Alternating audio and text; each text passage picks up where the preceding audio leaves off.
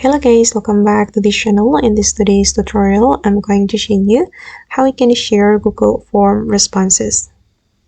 Okay, let's get into it guys. I have opened my Google Form, and as you can see, I have 3 responses right here in my Google Form. And if we want to share those responses, we just need to click on those 3 dots, and then we're going to click on download responses, and the responses will be able to share it to our friends.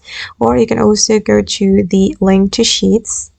Okay, and then I'm going to click on create new spreadsheet and click on create. Okay, and then just wait for a moment guys.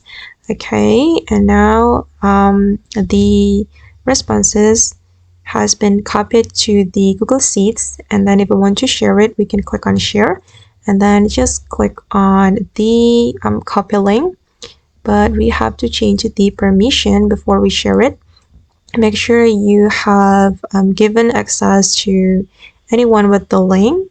Then you can click on copy link and you can share this link to your friends.